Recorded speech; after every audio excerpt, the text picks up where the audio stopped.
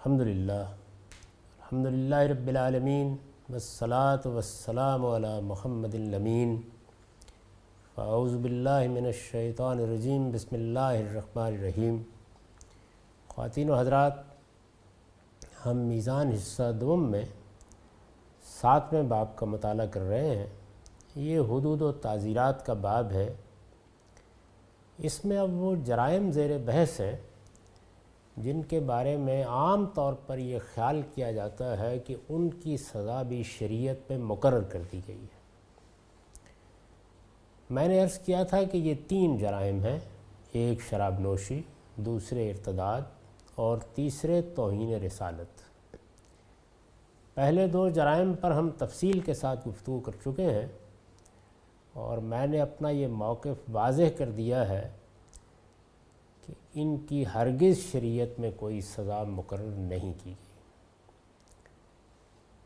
اب تیسرے جرم پر بحث کر کے ہم یہ دیکھیں گے کہ اس کی کیا نوعیت ہے۔ میں اس سے پہلے بھی کئی مرتبہ یہ کہہ چکا ہوں اور اس وقت بھی یہی بات دہرا رہا ہوں کہ جب ہم یہ کہتے ہیں کہ فلاں چیز کے لیے شریعت میں کوئی حکم دیا گیا ہے یا فلاں جرم کے لیے شریعت میں کوئی سزا مقرر کر دی گئی ہے، تو سب سے پہلی چیز جو ہمیں دیکھنا ہوتی ہے وہ یہ ہے کہ قرآن مجید کیا کہتا ہے۔ قرآن مجید کو الحمد سے والناس تک پڑھ جائیے، یہ حقیقت ہے کہ اس میں متعین طور پر اس جرم کی کوئی سزا مقرر نہیں کی گئی۔ قرآن مجید میں چوری کی سزا مقرر کی گئی ہے، قرآن مجید میں زنا کی سزا مقرر کی گئی ہے، قذف کی سزا مقرر کی گئی ہے۔ یعنی جس طرح ان جرائم کو متعین طور پر بیان کر کے یہ کہا گیا ہے کہ ان کے مجرم اگر کسی رعایت کے مستحق نہ ہوں تو ان کو یہ اور یہ سزا دی جائے، اس طرح کی کوئی سزا توہین رسالت کے جرم میں قرآن مجید میں مقرر نہیں کی گئی۔ دوسری چیز یہ ہے کہ معاملے کی نوعیت اتنی نہیں کہ سزا مقرر نہیں کی گئی۔ قرآن مجید میں جگہ جگہ وہ واقعات بیان ہوئے ہیں جس میں رسالت مآب صلی اللہ علیہ وسلم کی شان میں گستاخی کی گئی، آپ کی مجالس میں آداب ملحوظ نہیں رکھے گئے، بلکہ لئی لسان کے ذریعے سے بعض مجلسی آداب میں ایسی تبدیلیاں کی گئی جو صریح گستاخی پر منتج ہوتی تھیں۔ قرآن مجید نے ان سب موقعوں کے اوپر تبصرہ کیا، لوگوں کو وعید بھی سنائی اور یہ بھی بتایا کہ اللہ کے پیغمبر کے ساتھ یہ رویہ اختیار کر کے وہ اپنے لیے جہنم خرید رہے ہیں، لیکن اس کی کوئی دنیاوی سزا ہوگی جو مسلمانوں کی حکومت ان پر نافذ کرے گی، اس کا کہیں ذکر نہیں ہوا۔ اس لحاظ سے یہ بات پورے اطمینان کے ساتھ کہی جا سکتی ہے کہ قرآن مجید اس کے ذکر سے بالکل خالی ہے۔ قرآن مجید کے بعد دوسری چیز رسالت مآب صلی اللہ علیہ وسلم سے نسبت رکھنے والی روایات ہیں۔ یعنی ایسا ہوتا ہے کہ ان میں کوئی ایسی بات بیان ہو جاتی ہے جس کو لوگ غلط تعبیر کر کے دین میں کسی مستقل بذات حکم کا اضافہ کر دیتے ہیں۔ اس طرح کی چیزیں اس سے پہلے بھی زیر بحث آ چکیں، جیسے رجم کی سزا، اور ہم یہ دیکھ چکے کہ وہاں بہرحال کچھ روایات ہیں جن میں ایک سزا بیان کی گئی ہے، ایک جرم کا ذکر کیا گیا ہے، لوگوں نے اس کو سمجھنے میں کیا غلطی کھائی وہ ایک الگ چیز ہے، لیکن جرم کو جرم کی حیثیت سے بیان کر کے روایات میں بھی پورے اطمینان کے ساتھ کہا جا سکتا ہے کہ اس کی کوئی سزا مقرر نہیں کی گئی۔ میں یہ فرق اس سے پہلے واضح کر چکا ہوں کہ ایک چیز واقعات ہوتے ہیں، مقدمات، واقعات، ان کی رودادیں بھی نقل ہو جاتی ہیں، لیکن ان کی حیثیت ثانوی ہے، انہیں کسی قانون کا ماخذ نہیں بنایا جا سکتا۔ میں نے بڑی تفصیل کے ساتھ رجم کی روایات پر بحث کر کے بتایا ہے کہ ان کی نوعیت کیا ہے۔ سب سے پہلے روایات میں بھی یہ دیکھنا چاہیے کہ قانون کیا بیان کیا گیا ہے۔ وہ قانون ظاہر ہے کہ ایک قولی چیز ہوگی، یعنی بتایا جائے گا کہ فلاں اور فلاں جرم کی یہ سزا ہے۔ رجم کے معاملے میں ہم نے دیکھا کہ 4 روایات تھیں جن پر ہم نے پہلے بحث کی، اس کے بعد پھر مقدمات کی رودادیں تھیں۔ تو کیا توہین رسالت کے معاملے میں اس طرح کی کوئی روایت موجود ہے؟ حدیث کے پورے ذخیرے کو دیکھ جائیے، اس وقت کم و بیش 20-22 ہزار کے قریب روایات ہیں۔ اگر آپ مقررات کو نکال دیں، ان سب پر ایک نظر ڈال لیجئے، یہ حقیقت ہے کہ ان میں بھی کوئی ایسی روایت نہیں ہے جو بیان قانون کی حیثیت سے یہ بتا رہی ہو کہ توہین رسالت کی یہ سزا ہے۔ یہ صورتحال یہ سوال پیدا کرتی ہے کہ پھر ہمارے ہاں یہ تصور کہاں سے پیدا ہوا؟ ہمارے بہت سے علماء نے یہ سزا کس طرح بیان کی؟ جب اس کا ذکر آتا ہے تو لوگ بہت جذباتی طریقے سے یہ کہتے ہیں کہ اس میں تو معافی کی بھی کوئی گنجائش نہیں ہے، توبہ کی بھی کوئی گنجائش نہیں ہے، یہ سزا ہر حال میں دی جائے گی اور یہ موت کی سزا ہے، اس میں کوئی کمی بیشی بھی نہیں کی جا سکتی۔ اسی بنیاد پر ریاست پاکستان میں توہین رسالت کا ایک قانون بھی بنا دیا گیا ہے۔ یہ بات پھر وہ کہاں سے کہتے ہیں؟ یعنی اس کا ماخذ کیا ہے؟ یہ بات قرآن میں نہیں ہے، یہ حدیث میں نہیں ہے، تو پھر لوگوں نے یہ قانون کس طرح اخذ کیا ہے؟ اور جب ہم قانون سازی کرنے بیٹھتے ہیں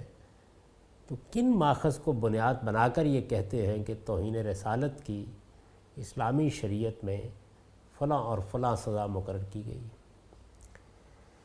میں آپ کی خدمت میں عرض کرتا ہوں کہ اس سے پہلے کہ میں بعض واقعات کا تجزیہ کروں جو اس کا ماخذ بنے ہیں، یعنی وہی غلطی کی گئی ہے کہ یہ دیکھنے کی بجائے کہ اگر یہ کوئی جرم ہے تو قرآن کیا کہتا ہے،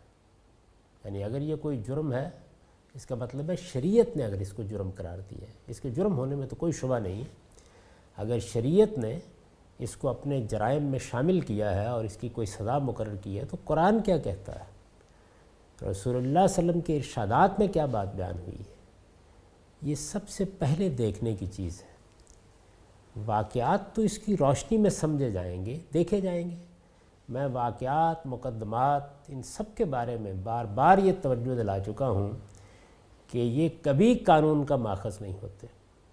واقعات خود اس کے محتاج ہوتے ہیں کہ ان کے بارے میں تحقیق کی جائے کہ وہ کیا تھے، کس طرح پیش آئے، ان میں کون کون سے نصوص ہیں جو زیر بحث آ گئے ہیں۔ چنانچہ ہم دیکھ چکے ہیں کہ رجم کے واقعات میں لوگوں نے ان کو سورہ نور کی آیت سے متعلق کیا تو کیسے سنگین مسائل پیدا ہو گئے۔ نور کی آیت ایک روایت سے منسوخ کرنا پڑی، روایت کو عمل سے منسوخ کرنا پڑا،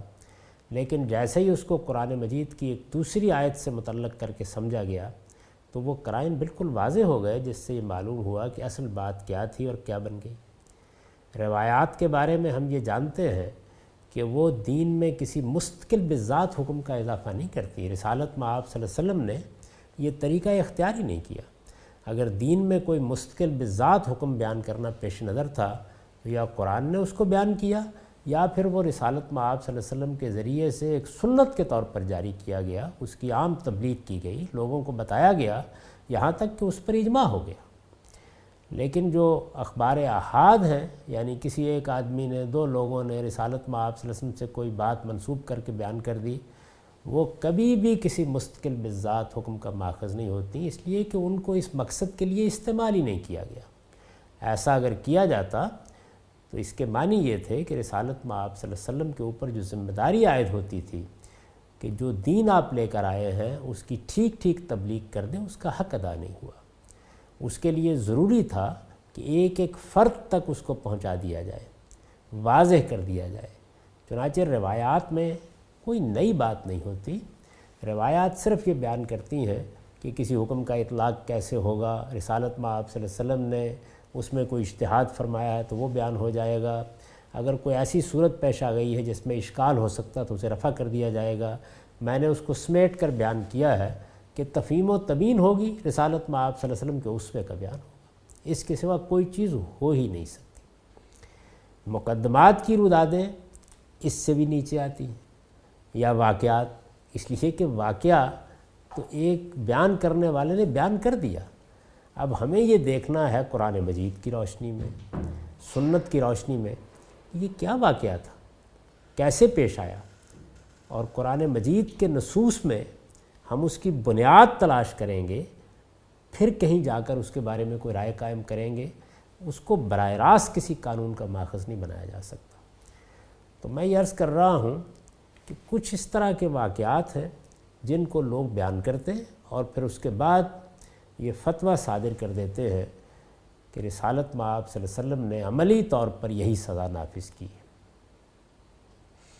دوسری چیز یہ ہے کہ اس میں ہمارے فقہا کا نام بھی استعمال کیا جاتا ہے، یعنی یہ تاثر دیا جاتا ہے کہ نہ صرف یہ کہ رسالت مآب صلی اللہ علیہ وسلم نے یہ سزا دی ہے، تمام فقہا کا اس پر اجماع ہے، سب کے سب اس کے قائل ہیں۔ میں آپ کی خدمت میں عرض کرتا ہوں کہ نہ پہلی بات ہے نہ دوسری بات ہے، یعنی قرآن مجید میں اس کی کوئی بنیاد نہیں ہے، روایات میں اس کی کوئی بنیاد نہیں ہے، واقعات کا تجزیہ کر کے میں آپ سے عرض کروں گا کہ ان سے بھی یہ سزا اخذ نہیں کی جا سکتی، اور اب میں آخری بات یہ عرض کر رہا ہوں کہ فقہا کا بھی یہ موقف نہیں ہے، یعنی انہوں نے بھی اس جرم کی کوئی سزا سرے سے بیان ہی نہیں کی ہے، جتنے بھی فقہا ہیں، یعنی خواہ وہ امام ابو حنیفہ ہوں، خواہ امام شافعی ہوں، خواہ امام مالک ہوں، ان سب کی چیزیں آپ پڑھ لیجئے، وہ جو بات کہتے ہیں میں ابھی اس کو واضح کروں گا۔ اس میں ترتیب یہ ہوگی کہ پہلے ہم ان واقعات اور روایات کا جائزہ لیں گے جن سے یہ سزا اخذ کی جاتی ہے۔ میں نے اس موضوع پر 3 مضامین لکھے تھے پچھلے سال، اور یہ شائع بھی ہو چکے ہیں۔ ان میں ایک مضمون میں یہ بتایا تھا کہ ہمارے ہاں جو لوگ قرآن مجید سے استنباط کرتے ہیں ان کا ماخذ کیا ہے، دوسرے میں واقعات کا ذکر کیا تھا، اور تیسرے میں فقہا کا مذہب بیان کیا تھا۔ تو میں انہی مضامین کے کچھ حصے آپ کے سامنے پیش کر رہا ہوں۔ واقعات کے بارے میں نے لکھا تھا کہ توہین رسالت کی سزا کے جو واقعات بالعموم نقل کیے جاتے ہیں ان کی حقیقت بھی سمجھ لینی چاہیے، یعنی ابن تیمیہ نے بھی الصارم المسلول علی شاتم الرسول میں اسی طرح کے واقعات بیان کیے ہیں، اور اس وقت بھی ہمارے علماء بالعموم اسی طرح کے واقعات بیان کرتے ہیں، ان کی حقیقت سمجھ لیجیے۔ ایک واقعہ یہ بیان کیا جاتا ہے کہ ابو رافع کو رسول اللہ صلی اللہ علیہ وسلم نے قتل کروا دیا تھا، اور سادگی سے یہ کہہ دیا جاتا ہے کہ اس نے توہین آمیز رویہ اختیار کیا تھا، رسالت مآب صلی اللہ علیہ وسلم کی اہانت کی تھی۔ یہ ابو رافع کس نوعیت کا مجرم تھا دیکھیے، یہی معاملہ کعب بن اشرف کا ہے، یہی عبداللہ بن خطل کا ہے، اس طرح کے بہت سے مجرم ہیں، لیکن ان کے واقعات کو پڑھنے سے پہلے ایک بنیادی بات سمجھ لیجئے۔ وہ بنیادی بات یہ ہے کہ اللہ کا رسول جب کسی قوم کی طرف مبعوث ہوتا ہے اور اس پر حجت تمام کر دیتا ہے، تو میں کئی مرتبہ یہ بات واضح کر چکا ہوں کہ پھر وہ قوم اللہ تعالیٰ کے عذاب کی زد میں آ جاتی ہے، یعنی جس وقت اللہ کے پیغمبر کی طرف سے حجت تمام ہو جاتی ہے تو پوری کی پوری قوم مباح الدم ہو جاتی ہے، اس پر کسی بھی وقت اللہ کا عذاب نازل ہو سکتا ہے، اور عذاب کی دونوں صورتیں قرآن میں بیان ہوئی ہیں، یعنی آسمان سے آئے گا اور پوری قوم کو مٹا دے گا، جیسے کہ عاد و سمود کے ساتھ ہوا، قوم لوط کے ساتھ ہوا، قوم نوح کے ساتھ ہوا۔ دوسری صورت قتل عام کی سزا دی جائے گی، جیسے کہ رسالت پاک صلی اللہ علیہ وسلم کے منکرین کے معاملے میں ہوا۔ تو یہ بات بہت اچھی طرح سمجھ لینی چاہیے کہ رسول اللہ صلی اللہ علیہ وسلم نے جس دن مکے سے ہجرت کی، آپ کی قوم کے لوگ جن پر آپ نے اتمام حجت کر دیا تھا، یعنی مشرکین عرب، سب مباح الدم ہو گئے۔ اللہ تعالیٰ کی قانون اتمام حجت کی روح سے اب کسی وقت بھی ان پر سزائے موت نافذ کی جا سکتی تھی۔ رسول اللہ صلی اللہ علیہ وسلم مدینہ تشریف لائے، وہاں اہل کتاب پر اتمام حجت کیا گیا، اس کے بعد وہ بھی مباح الدم ہو گئے۔ یعنی یہ جو آپ بقرہ، آل عمران، نساء اور مائدہ کو دیکھتے ہیں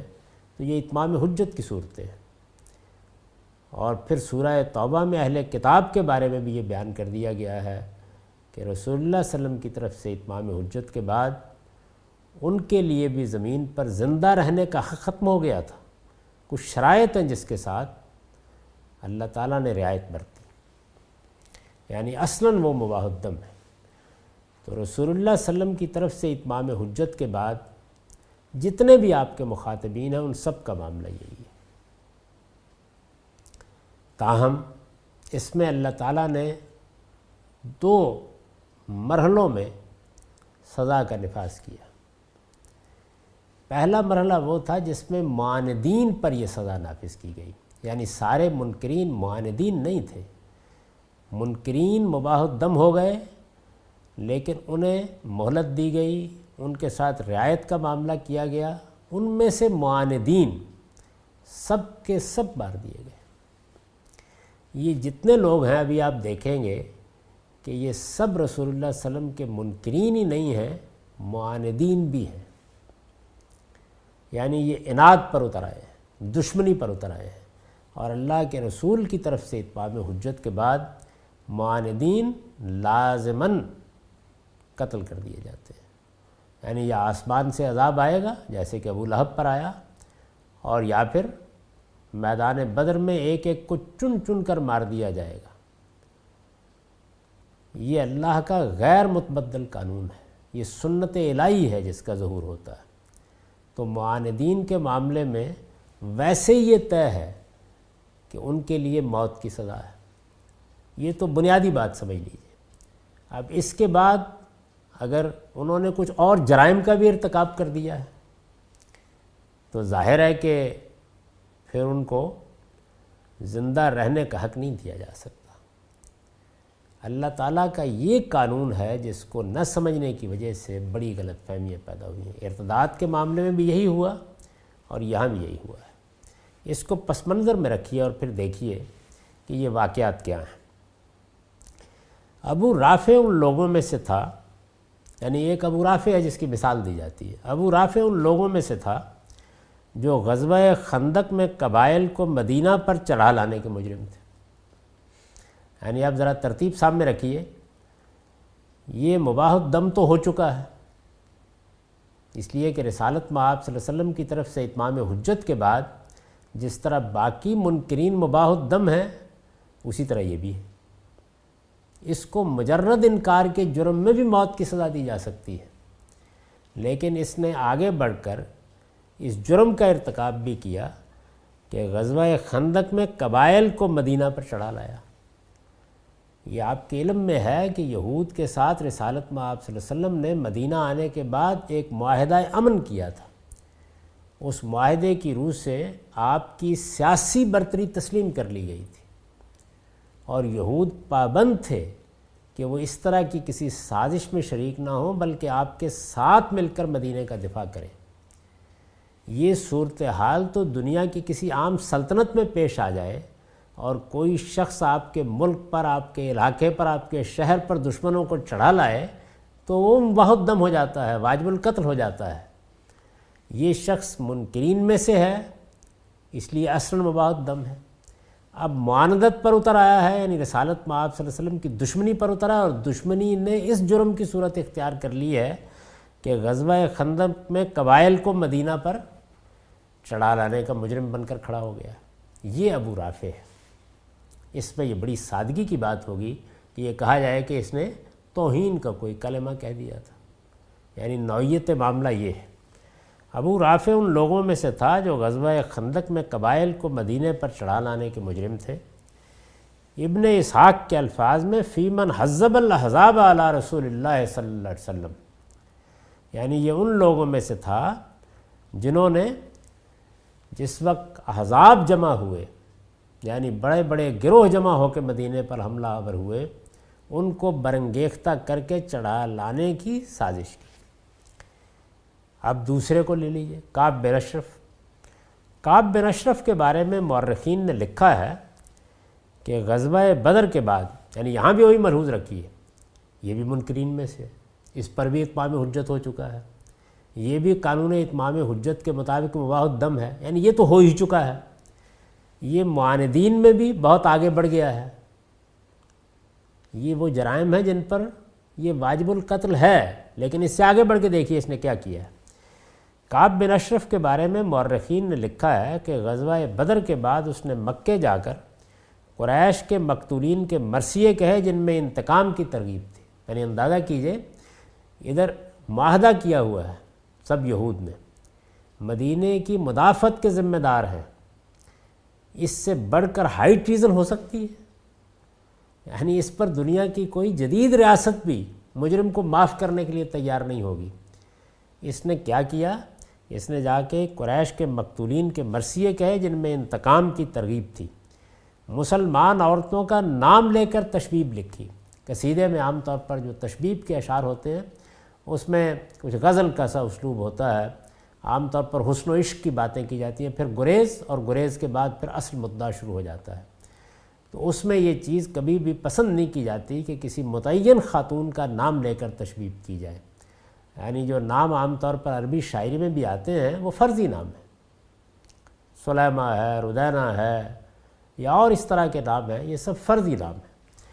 لیکن اس نے مسلمان عورتوں کا نام لے کر تشبیب لکھی اور مسلمانوں کو اذیت پہنچائی۔ رسول اللہ صلی اللہ علیہ وسلم کی حکومت میں رہتے ہوئے آپ کے خلاف لوگوں کو برانگیختہ کرنے کی کوشش کی، یہاں تک کہ بعض روایتوں کے مطابق آپ کو دھوکے سے قتل کر دینا چاہا۔ یہ اس مجرم کا پس منظر ہے۔ عبداللہ بن خطل، یہ تیسرے صاحب ہیں جن کا ذکر کیا جاتا ہے۔ یہ کون ہے؟ عبداللہ بن خطل کو رسول اللہ صلی اللہ علیہ وسلم نے زکوٰۃ کی تحصیل کے لیے بھیجا، یہ مسلمان ہو گئے تھے، رسول اللہ صلی اللہ علیہ وسلم نے ان کو زکوٰۃ کی تحصیل کے لیے بھیجا۔ اس کے ساتھ ایک انصاری اور ایک مسلمان خادم بھی تھا، یعنی جب زکوٰۃ کی تحصیل کے لیے بھیجا گیا تو ایک انصاری کو بھی ساتھ کر دیا اور ایک مسلمان خادم بھی تھا۔ راستے میں حکم عدولی پر اس نے خادم کو قتل کر دیا، یعنی کوئی بات کہی، خادم نے اس کی پرواہ نہیں کی، اس کو قتل کر دیا اور مرتد ہو کر مکہ بھاگ گیا۔ یعنی اس کے بعد بھی یہ نہیں کہ اپنے آپ کو رسول اللہ کی خدمت میں پیش کر دیا ہو، بلکہ ارتداد کا اعلان کر دیا اور مکہ بھاگ گیا۔ یہ صورتحال ان تین بڑے مجرموں کی ہے، ابو رافع کی، کعب بن اشرف کی، عبداللہ بن خطل کی۔ عام طور پر یہی مجرم ہیں جن کا نام لے کر یہ کہا جاتا ہے کہ انہوں نے توہین رسالت کا ارتکاب کیا تھا، اس وجہ سے ان کو موت کی سزا دے دی گئی۔ ان کے جرم کی نوعیت یہ ہے۔ میں نے لکھا ہے پھر یہی نہیں، یہ تینوں خدا کے رسول کی طرف سے اتمام حجت کے باوجود آپ کی تکذیب پر مصر رہے، یعنی وہ بنیادی بات اب میں نے واضح کی، اتمام حجت کے باوجود آپ کی تکذیب پر مصر رہے، اور اللہ تعالیٰ نے اپنا یہ قانون قرآن میں جگہ جگہ بیان فرمایا ہے کہ رسولوں کے براہ راست مخاطبین عذاب کی زد میں ہوتے ہیں، چنانچہ معاندت پر اتر آئیں، اناد پر اتر آئیں تو قتل بھی کیے جا سکتے ہیں۔ یعنی رسول اللہ صلی اللہ علیہ وسلم کی تکذیب کے مجرم تھے، اس بنیاد پر مباح الدم ہو چکے تھے۔ جو طریقہ اللہ تعالیٰ نے اختیار کیا وہ یہ تھا کہ معاندین قتل کروا دیے گئے اور صرف منکرین رہ گئے جن کے لیے سورہ توبہ میں پھر اعلان کیا گیا۔ یہ ترتیب اختیار کی گئی رسالت مآب صلی اللہ علیہ وسلم کی طرف سے اتمام حجت کے بعد۔ یہ وہ لوگ ہیں کہ جنہوں نے معاندت کی بھی انتہا کر دی اور اس سطح پر پہنچ گئے جس کی تفصیلات آپ نے سن لی۔ اب اگر ان واقعات سے یہ استنباط کیا جائے کہ توہین رسالت کی یہ سزا ہے تو اس کے بارے میں کیا عرض کیا جا سکتا ہے؟ یعنی یہ حقیقت ہے کہ ہمارے ہاں قرآن مجید کی روشنی میں معاملات کو سمجھنے کی بجائے اسی طرح واقعات سے بعض ایسی چیزیں اخذ کر لی جاتی ہیں کہ جو پھر اسلام، مسلمانوں سب کی بدنامی کا باعث بنتی۔ میں نے لکھا اس سے واضح ہے کہ یہ محض توہین کے مجرم نہیں تھے، بلکہ ان سب جرائم کے مرتکب بھی ہوئے تھے، لہٰذا انہی کی پاداش پہ قتل کیے گئے۔ عبداللہ بن خطل ایک خونی مجرم تھا، اس کے بارے میں اسی بنا پر حکم دیا گیا، یعنی اس نے خادم کو قتل بھی کر دیا تھا، اس کے بارے میں اسی بنا پر حکم دیا گیا کہ کعبے کے پردوں میں بھی چھپا ہوا ہو تو اسے قتل کر دیا جائے۔ اسلام لایا، اس کو زکوٰۃ کی تحصیل کے لیے بھیجا گیا، یعنی ایک ذمہ داری دی گئی، ایک مسلمان خادم ساتھ ہے، ایک انصاری، کوئی بات کہی، اس کی حکم عدولی ہوئی، اس خادم کو قتل کیا، مرتد ہوا، مکے بھاگ گیا اور وہاں جا کر اپنی لونڈیوں کو اس کام کی ترغیب دی کہ وہ رسالت مآب صلی اللہ علیہ وسلم کی حجب کہتی رہے۔ یہ صورتحال ہے، یعنی یہ کوئی ایک جرم نہیں ہے اور اس طریقے سے ہوا ہی نہیں جس طریقے سے عام طور پر ہمارے ہاں توہین رسالت کے جرائم بیان کیے جاتے ہیں، یعنی پہلے سے وباء الدم ہے، معاندت پر اترا ہوا ہے، اس سے آگے مزید، اور پھر اس طرح کے جرائم کا مرتکب بھی ہوا ہے، یہاں تک کہ ایک شخص کو، ایک بے گناہ شخص کو قتل بھی کر دیا ہے، خونی مجرم ہے، اس لیے رسالت مآب صلی اللہ علیہ وسلم نے یہ حکم دیا۔ یہ تمام چیزیں بیان کیے بغیر یہ کہا جاتا ہے کہ رسول اللہ صلی اللہ علیہ وسلم نے تو اس کے بارے میں یہ کہا تھا کہ کعبے کے پردوں میں بھی چھپا ہوا ہو، یعنی ظاہر ہے کہ جب اس طرح کا مجرم ہے، اس طرح بھاگ کر آیا ہے تو پھر وہ کسی پناہ کا مستحق نہیں ہو سکتا تھا، چنانچہ اس کے بارے میں حکم دیا گیا۔ اسی طرح کے مجرم تھے جن کا ذکر سورہ احزاب میں ہوا ہے، یعنی یہ مجرم تو چند ہیں جن کا ذکر آ گیا، قرآن مجید سے معلوم ہوتا ہے کہ اس طرح معاندت پر اترے ہوئے اور لوگ بھی تھے۔ اسی طرح کے مجرم تھے جن کا ذکر سورہ احزاب میں ہوا ہے، خدا کے پیغمبر سے مسلمانوں کو برگشتہ اور بدگمان کرنے اور اسلام اور مسلمانوں کی اخلاقی ساکھ بالکل برباد کر دینے کے لیے یہ وہ مجرم ہیں، یہ ان کی خانگی زندگی کے بارے میں افسانے تراشتے، بہتان لگاتے اور اسکینڈل پیدا کرتے تھے۔ یعنی اب یہ جرائم ہیں، یہ سن لیجئے، ان کی خانگی زندگی کے بارے میں افسانے تراشتے، بہتان لگاتے اور اسکینڈل پیدا کرتے تھے، ازواج مطہرات سے نکاح کے ارمان ظاہر کرتے تھے، مسلمانوں میں گھبراہٹ پھیلانے اور ان کے حوصلے پست کرنے کے لیے طرح طرح کی افواہیں اڑاتے تھے۔ مسلمان عورتیں جب رات کی تاریکی میں یا صبح منہ اندھیرے رفع حاجت کے لیے نکلتی تھی تو ان کے درپے آزار ہوتے اور اس پر گرفت کی جاتی تو اس طرح کے بہانے تراش کر اپنے آپ کو بچانے کی کوشش کرتے تھے کہ ہم نے تو فلاں اور فلاں کی لونڈی سمجھ کر ان سے فلاں بات معلوم کرنا چاہیے تھی۔ ان کے بارے میں یہ سب چیزیں قرآن کے اشارات سے بھی واضح ہیں اور روایتوں میں بھی صراحت کے ساتھ بیان ہوئی ہیں۔ یعنی مدینے میں اس نوعیت کے لوگ تھے جن کا ذکر سورہ احزاب میں ہوا ہے۔ یہ محض توہین رسالت کے مجرم نہیں ہیں، یہ ان بڑے بڑے جرائم کے مرتکب ہوئے ہیں۔ چنانچہ فرمایا کہ مسلمان عورتیں، یعنی ان مجرموں کا ذکر ہوا ہے سورہ احزاب میں، چنانچہ فرمایا کہ مسلمان عورتیں اپنی کوئی چادر اوپر ڈال کر باہر نکلیں تاکہ لونڈیوں سے الگ پہچانی جائیں اور ان کو ستانے کے لیے اس طرح کے بہانے نہ تراش سکیں۔ نیز فرمایا کہ یہ اشرار بھی متنبع ہو جائیں کہ ان حرکتوں سے باز نہ آئے تو عبرتناک طریقے سے قتل کر دیا جائے گا۔ یعنی یہ وہ جرائم ہیں جن کا یہ ارتکاب کر رہے تھے۔ اللہ تعالیٰ نے سورہ احزاب میں اس پس منظر کو واضح کیا اور اس کے بعد یہ بتایا کہ یہ وہ منافقین ہیں کہ جو اگر اپنی ان شرارتوں سے باز نہیں آ رہے ہیں تو پہلے تو مسلمان عورتیں یہ اہتمام کریں کہ ان کے پاس بہانہ نہ رہ جائے کوئی، چنانچہ وہ اپنی چادر ڈال کر جائیں تاکہ ان کی شناخت قائم ہو جائے، ہر شخص کو پتہ چل جائے کہ یہ مسلمان عورتیں ہیں،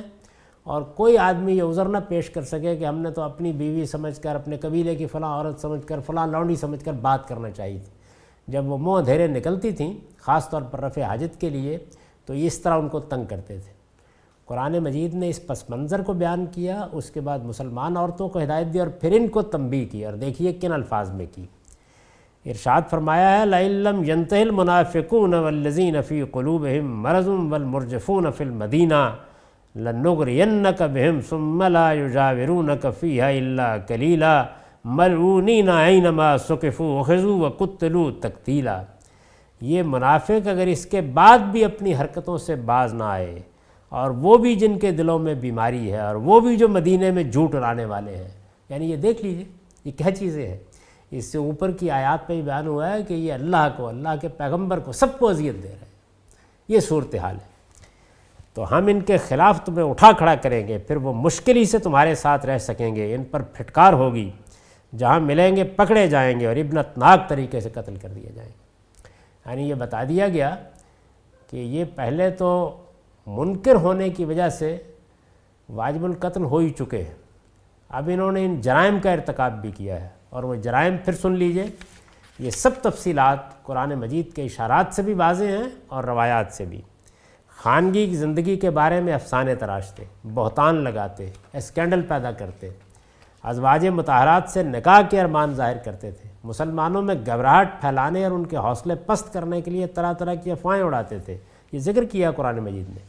اور مسلمان عورتیں جب رات کی تاریکی میں یا صبح منہ اندھیرے رفع حاجت کے لیے نکلتی تھیں تو ان کے درپے آزار ہوتے۔ یہ ان کے جرائم تھے۔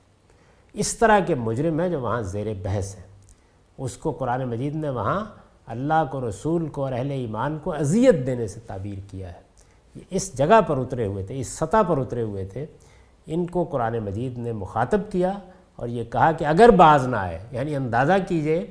کہ اس موقع پر اس طرح کے مجرموں کو بھی پہلے متنبع کیا گیا ہے۔